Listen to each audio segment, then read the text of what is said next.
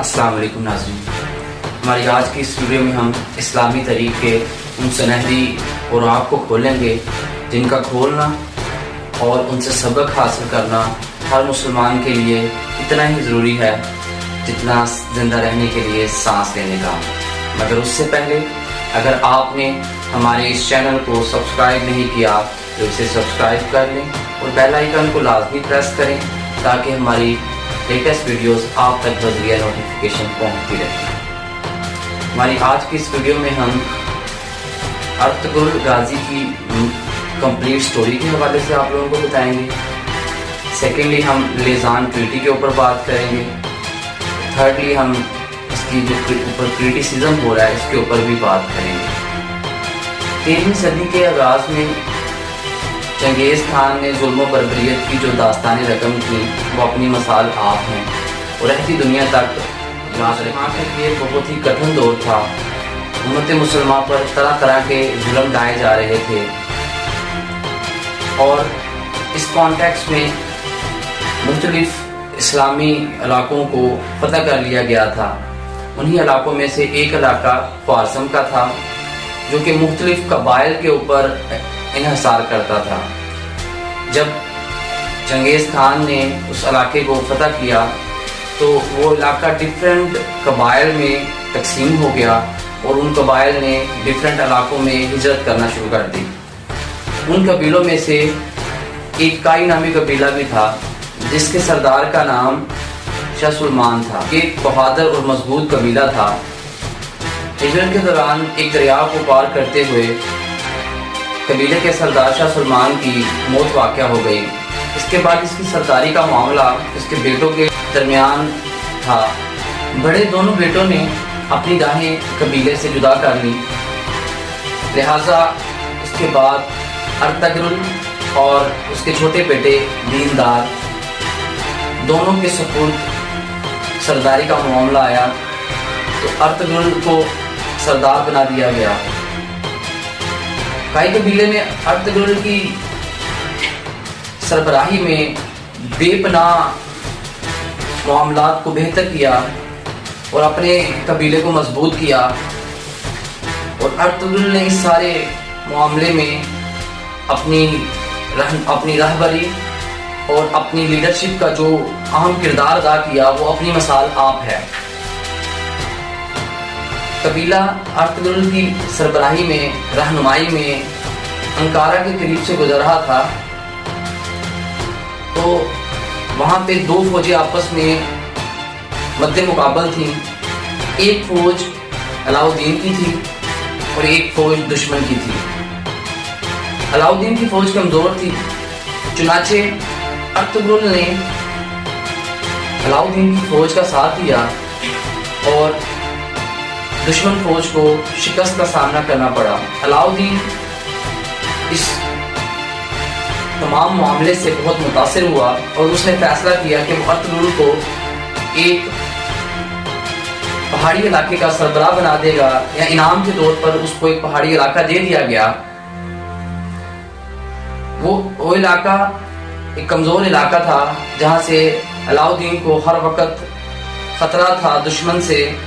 Ertugrul نے اس تمام کمزور علاقے کو ایک مضبوط علاقے میں تبدیل کر دیا اور پوری سلجوق سلطنت میں اپنی کامیابی اور اپنی بہادری کا لوہا منوا لیا۔ ارطغرل نے بہت ہی بہادری کے ساتھ منگولوں اور صلیبیوں کو شکست دی۔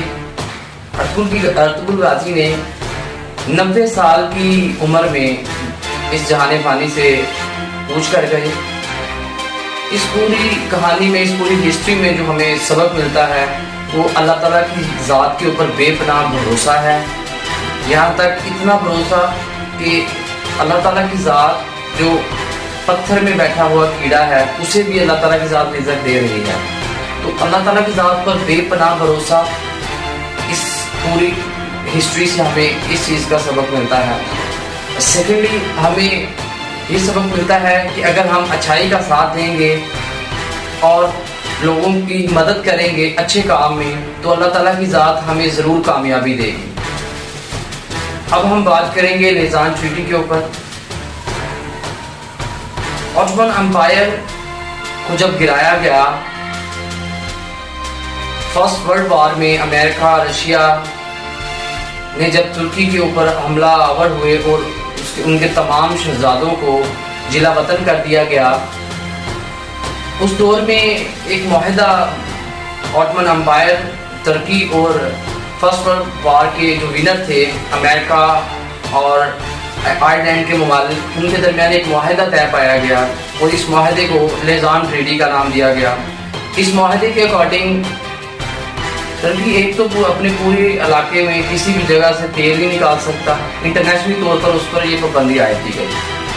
دوسرا، اس کے جو سمندر ہیں اس کے اوپر جو اس کے اختیارات ہیں وہ بہت کم کر دیے گئے، یہاں تک کہ ترکی کسی بھی ملک کے ساتھ کوئی بھی ملک اس کی اگر بندرگاہ کو یوز کرتا ہے تو وہ اسے پیسے دینے کا مجاز نہیں ہوگا، یعنی اس کی ترکی اس سے ٹیکس وغیرہ نہیں لے سکتا۔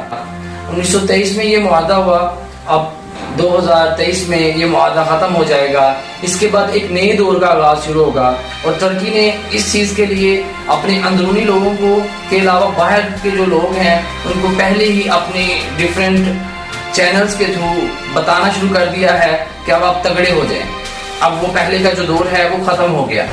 اصلی ہم بات کریں گے جو اس سیریل کے اوپر کرٹیسزم ہو رہا ہے، چاہے وہ یورپ میں ہو یا پھر وہ سعودی عربیہ میں ہو یا پھر انڈیا میں ہو، اس کے اوپر جو کرٹیسزم ہو رہا ہے اس کی بنیادی وجہ یہ ہے کہ کہیں مسلمان کے دلوں میں یہ خواہش پیدا نہ ہو جائے کہ ہم نے پوری دنیا میں حکمرانی کرنی ہے، کیونکہ جو آٹمن امپائر تھا اس تمام دور میں یہ بتایا گیا ہے، اس پورے سیریل میں بتایا گیا ہے کہ مسلمان اس دنیا میں کے حکمران تھے، تو اس چیز سے ڈرا جا رہا ہے۔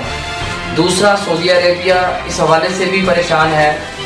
سعودی عرب کی جب میں بات کرتا ہوں تو اس کی عوام کی بات نہیں کرتا، میں اس کی حکومتی سطح پر جو عہدیداران ہیں ان کی بات کرتا ہوں۔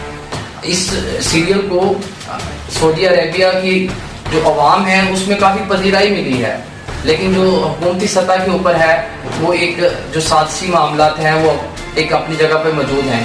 انڈیا میں بھی اس کے اوپر بہت کرٹیسائز کیا جا رہا ہے، اس کی بنیادی وجہ جموں کشمیر ہے، کیونکہ یہ ایک آئیڈیل سچویشن ہے ان تمام لوگوں کے لیے جو اس وقت کفار کے اندر ایک جنگ لڑ رہے ہیں، اپنی آزادی کی جنگ لڑ رہے ہیں، ان سب کے لیے ایک مثال ہے۔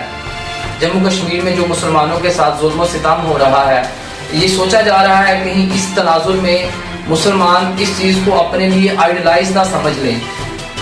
اسی طرح فلسطین میں، سیریا میں، برما میں جو مسلمانوں کے ساتھ ایک زیادتی کا معاملہ چل رہا ہے، کہیں وہ مسلمان اس سیریل کو آئیڈلائز نہ کر لیں اور اس حوالے سے جو ان کی آزادی کی اسٹرگل ہے، کوشش ہے، کہیں وہ طول نہ پکڑ جائے، اور اس حوالے سے تمام جو ورلڈ ہے وہ پریشان ہے۔ امید کرتا ہوں آپ کو ہماری یہ ویڈیو اچھی لگی ہوگی۔ اگر آپ کو ہماری یہ ویڈیو اچھی لگی ہو تو ہمارے اس چینل کو سبسکرائب کریں اور اس ویڈیو کو زیادہ سے زیادہ شیئر کریں۔ السلام علیکم ورحمۃ اللہ وبرکاتہ۔